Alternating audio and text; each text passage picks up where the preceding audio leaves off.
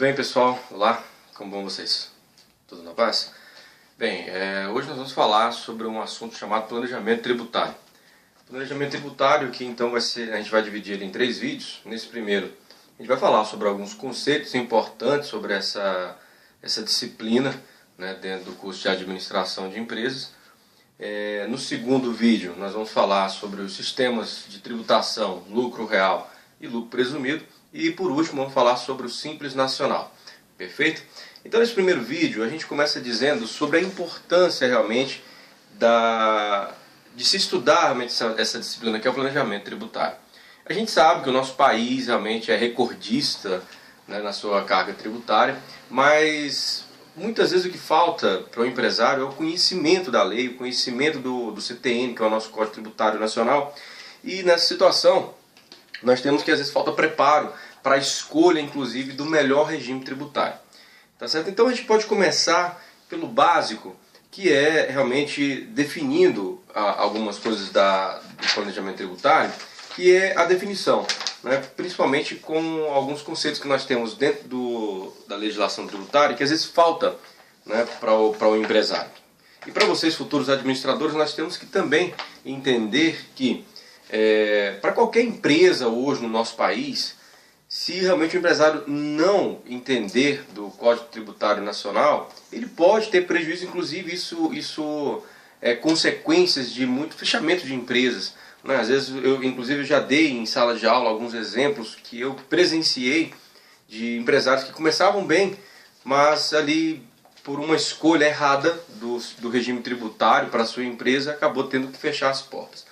Muito bem, então a gente começa sobre a definição que tem lá no Código Tributário Nacional, no seu artigo 3º, que tributo é o quê? É toda prestação pecuniária compulsória em moeda ou cujo valor nela se possa exprimir que não constitua sanção por ato ilícito instituído em lei e cobrada mediante atividade administrativa plenamente vinculada. E aí eu já mostro para vocês aqui na definição do artigo 3 do Código Tributário Nacional, que tributo é toda prestação pecuniária, ou seja, prestação pecuniária significa o quê, pessoal? Que é pago em dinheiro, não posso pagar em outra coisa, tem que ser pago em dinheiro. E um outro grande detalhe, é toda prestação pecuniária compulsória, ou seja, não é se eu quiser, eu sou obrigado a pagar. Então, o que é compulsório é aquilo que eu não tenho alternativa, eu tenho que pagar. Então, tributo é uma prestação pecuniária compulsória.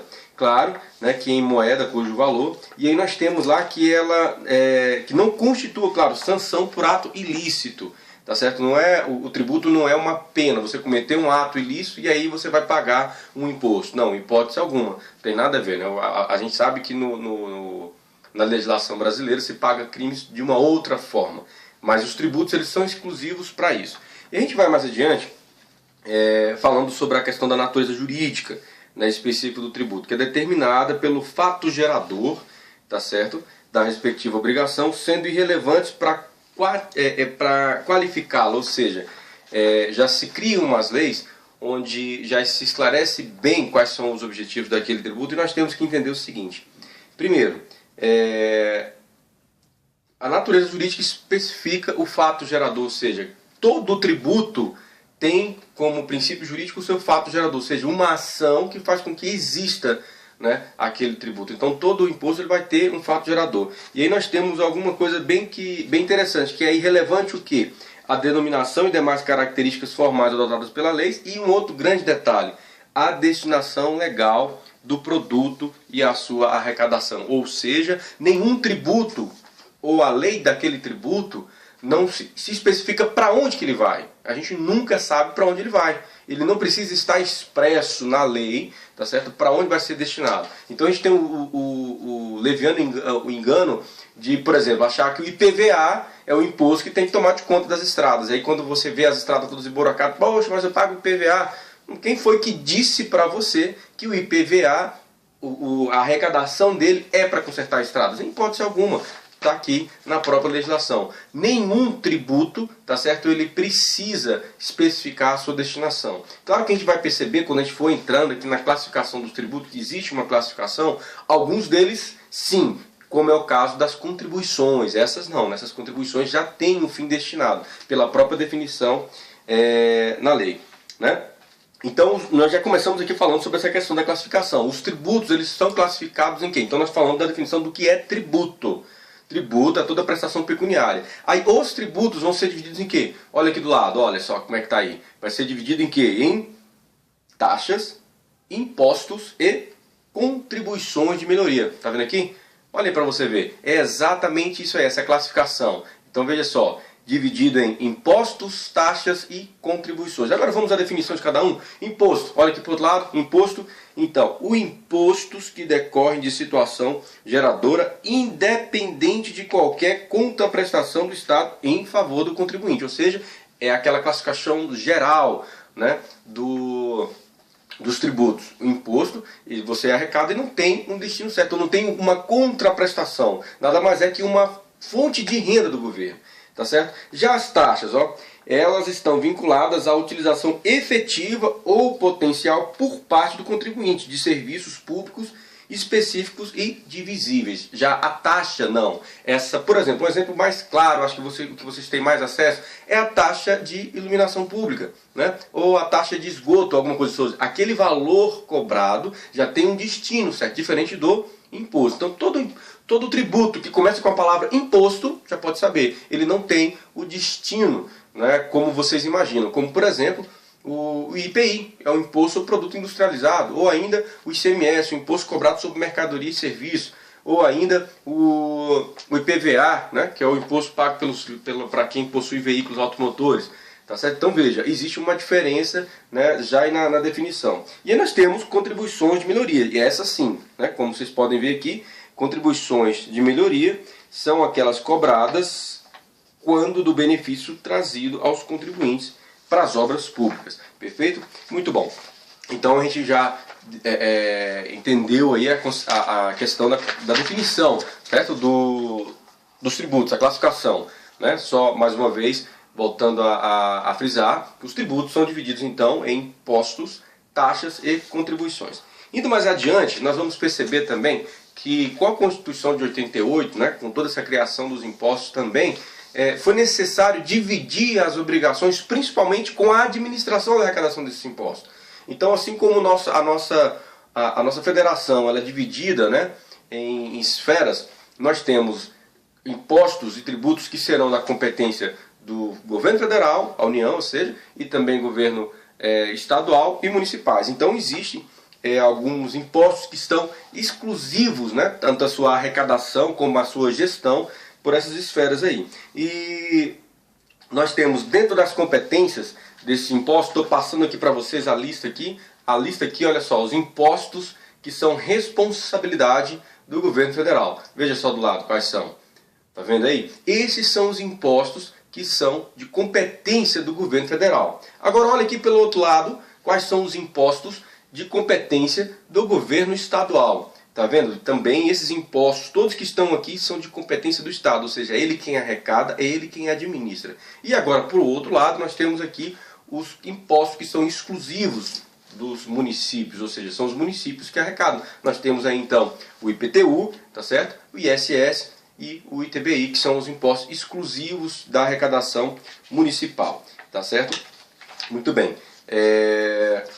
Nós temos também uma coisa bem interessante, que é o princípio da legalidade dos tributos. Ou seja, e eles estão definidos na nossa Constituição, né, no artigo 150. Estou colocando o conceito aqui do artigo 150, está vendo aí? Artigo 150. Sem prejuízo de outras garantias asseguradas ao contribuinte, é vedada à União, aos Estados, ao Distrito Federal e aos municípios. Ou seja, exigir, aí no seu inciso 1, exigir ou aumentar tributos sem lei que o estabeleça, ou seja, não existe tributo sem lei. Lá sabemos, né, sabemos que existem as esferas, então cada um deles pode editar a sua lei. Como, por exemplo, quem dita a lei sobre os impostos municipais no caso, o município. Só que esses impostos já estão previstos na Constituição. Não adianta, por exemplo, uma prefeitura local criar um imposto. Sabe por que não? Já existe estabelecido quais são os impostos de competência do município, lá na Constituição. Então já existe uma lei maior, a nossa Carta Magna, a Constituição de 88, que já estabelece quais são os impostos. tá certo? Por isso que a gente não vê criação de impostos, a gente vê, por exemplo, criação de medidas provisórias, né, como foi o caso da CPMF, que ficou aí uma eternidade. Nós precisamos entender que a criação de qualquer imposto não se faz sem lei.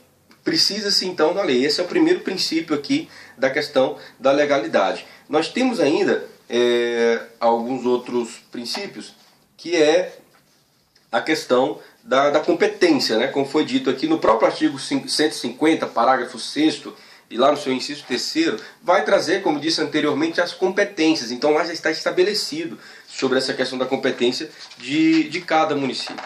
Tá certo? Cada município, cada estado e os impostos que são de competência do governo federal.